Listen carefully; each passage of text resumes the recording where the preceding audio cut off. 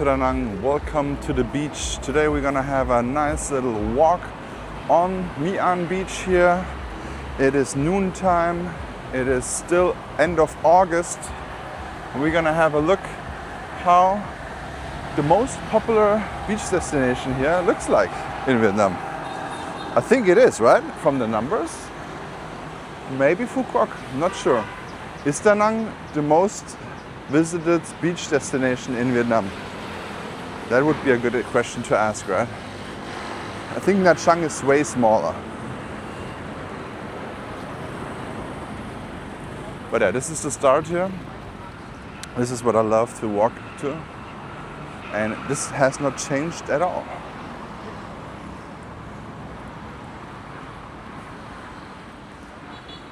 The waves are good. Not sure if it's good for surfers though. But yeah, it's not super calm, but it's definitely not dangerous or something like that.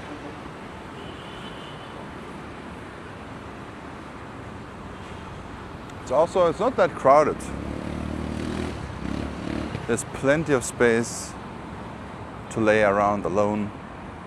If you really want to be alone, you can also walk towards Hoi An and the resorts. Around the resorts areas, there's usually, if you cannot park, it's usually empty. If you have to walk to somewhere, it's usually empty. There are also a lot of empty places towards the Sumatra Peninsula because there is no beach selling points. I mean, you cannot buy drinks there, and then the beaches are also empty. You always have to look what is the perfect mix for you. Not too full and not too empty, because you actually want to have a beer or coconut or whatever.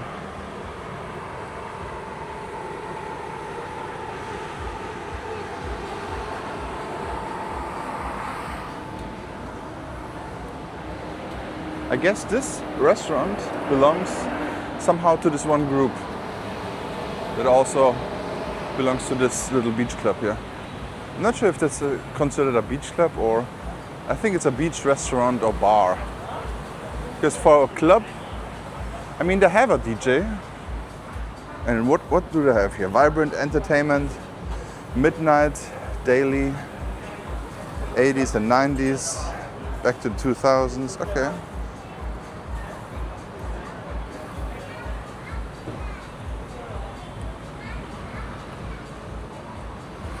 I mean, they have sunbeds there, but they don't have a pool. That's a little bit different than Colombo and the Kala Kala Beach Club.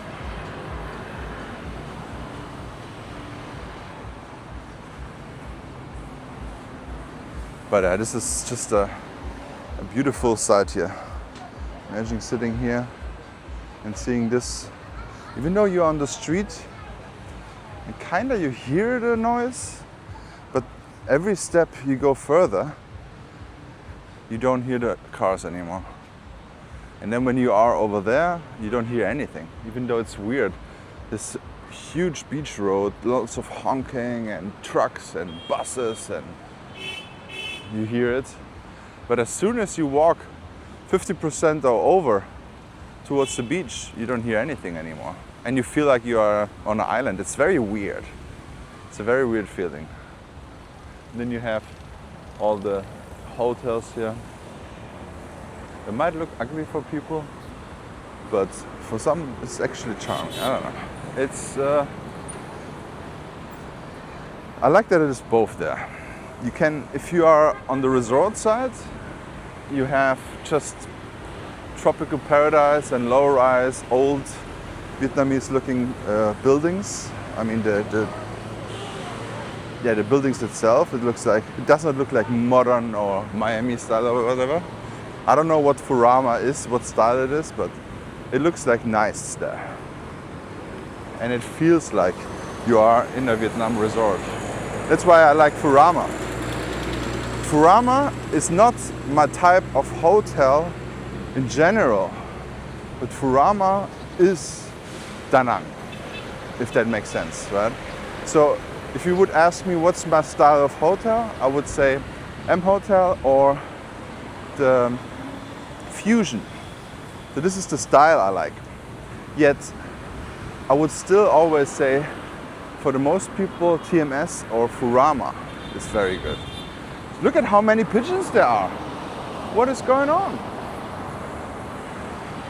But yeah, so Furama, and I like it's all old, but it's high, like it's like, how can I explain it? It's antique somehow. It's old everything, but everything works, and everything is like good quality, if that makes sense. It feels like a 5-star hotel in, like an old 5-star hotel in Germany that is like very famous. You know, it's like a must place to visit. I think must place to visit are probably the Furama, then the one Four Seasons in Hoi An, and for all hotel nerds, like Furama is the number one, but then Four Seasons in Hoi An, because this is also an old luxury hotel Four Seasons took over, so it also has a lot of history. But it's also the most expensive hotel in the whole area, from the lowest price starting. I think the highest price of room category is most likely the Intercontinental. I think they have a 4-bedroom villa or something like that. And I think this is the most expensive. Or maybe 5 or 6 bedroom, I'm not 100% sure. The Intercontinental is on the other side of this hill here.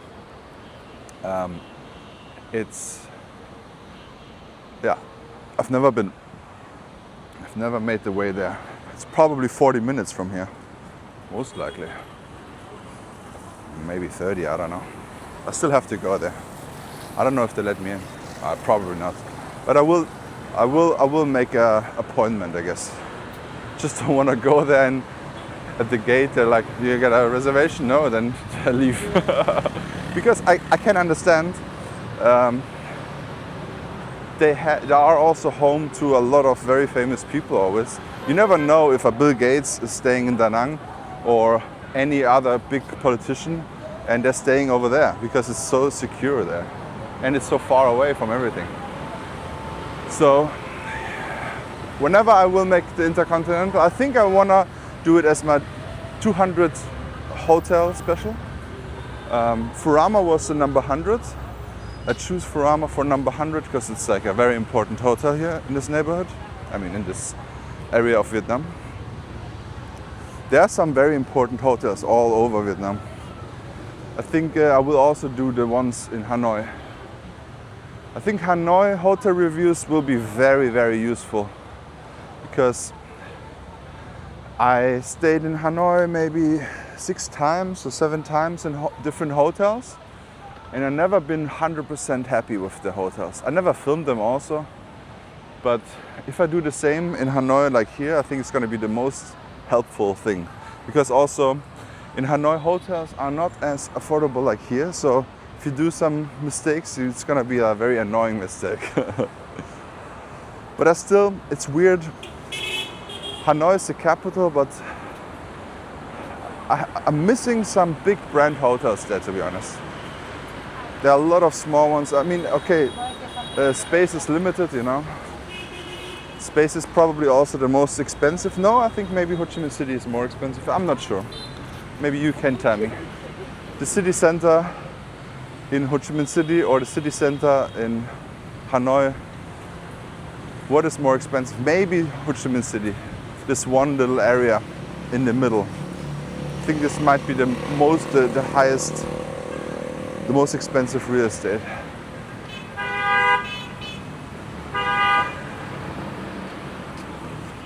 But yeah, Hanoi video is gonna be also good, I think. I'm also gonna do a lot of pho videos. It's gonna be good. It's gonna be different. I never choose to be in a capital or big city. I really don't like big cities. Even though on definition, Da Nang is a huge city with nowadays 3 million people. He's climbing up and getting some coconuts, guys. Wow. Dude. He has a line with him, but I don't know if that's saving him. But he just climbed up the. Okay, I'm not sure what he's doing. If he just picks up the coconuts and sells them. It's also always very weird to me when Vietnamese have a huge American flag on their back of the onesie. I don't get that either. Historically seen, it's like, oh my god. But yeah, you see that often. There's no problem here. You can also have an American flag on your car or anything like that. I saw that too. So they also, when they have German cars, they also have German flags on the car. And they are not Germans, so yeah, it's all normal. I hope he's gonna be safe up there. It's a surfing school.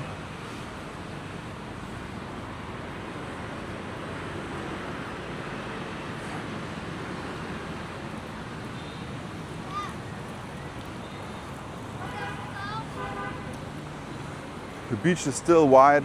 Oh, here is some surfing going on, guys. It's so interesting. If you really look into the whole, like, if Vietnamese are so differently tanned. Like now, the surfer guys, they are super tan, super brown. It's crazy. And then you go in the city center and the thing is so pale, it's so white, it's like crazy. It's like such a difference.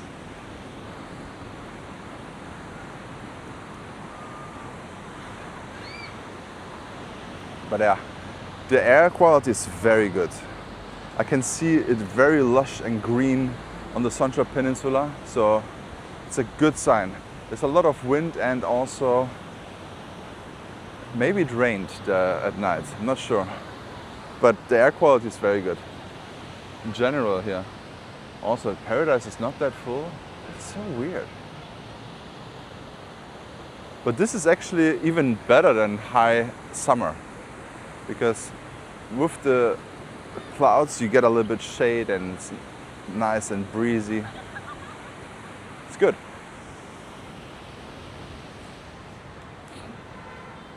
And then you have this look here. High rises.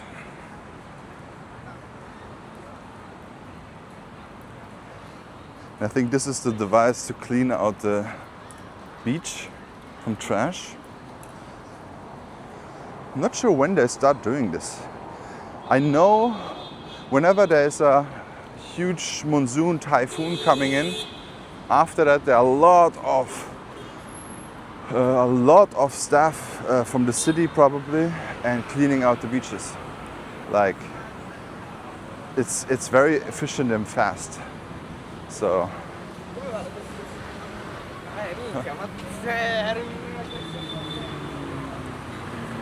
what language was that? Was it Italian?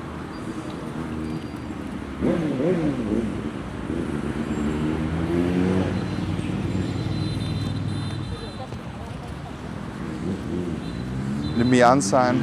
They have to renovate it every year, but it's like very much broken.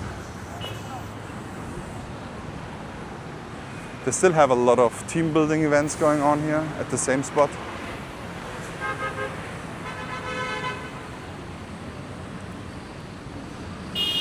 But it's probably afternoonish.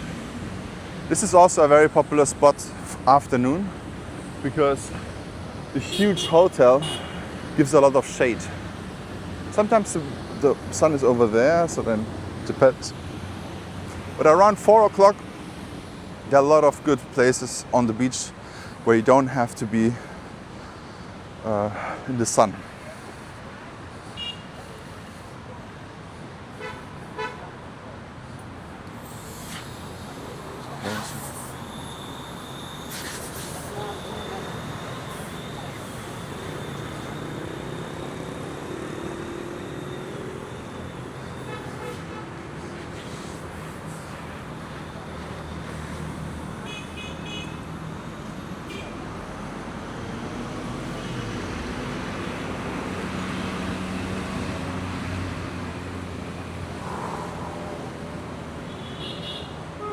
In the sun it's hot, guys.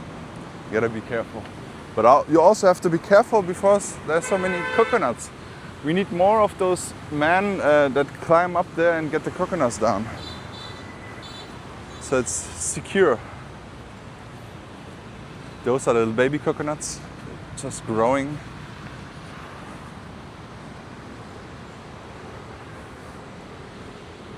As you can see here, it's nice and wide.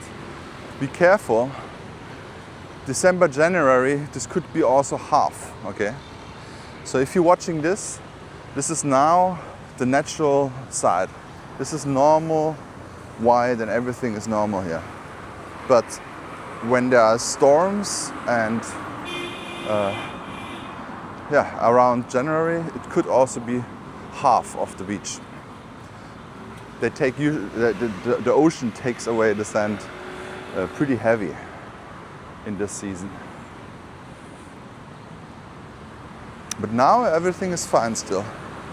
I also heard something, it's gonna be this year will be very bad with the storms because of El Niño. That's what I heard a lot, but we will see if that's the case. I hope not. Last year it was 2 years ago, it was very bad in Hanoi. But the only thing you can do is prepare. Houses usually fine. In hotels you don't have to worry. They also have generators if there's a power cut. The modern good hotels have all generators. And they are I lived in an apartment with a generator. Whenever there was a power cut, it just took it was like automatic. The power went off and it took 20 seconds and then it went on again, and then you hear the sound of the generator. And then the same again. So you just have to watch out if you're doing something online, like playing online games. That is important to not die in the game. You gotta be careful.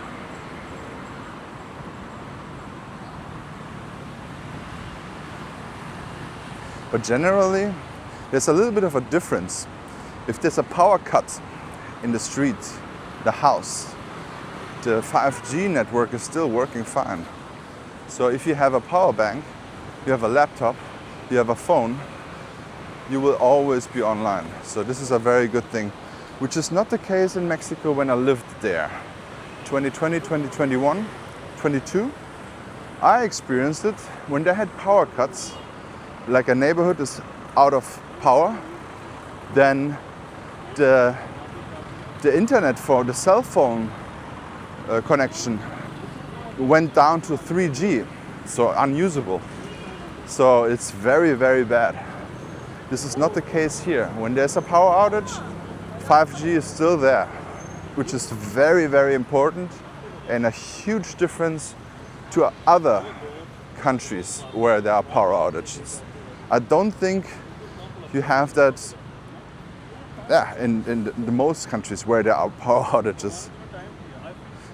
I'm talking now, but Germany also had it one time, a few years ago, I think.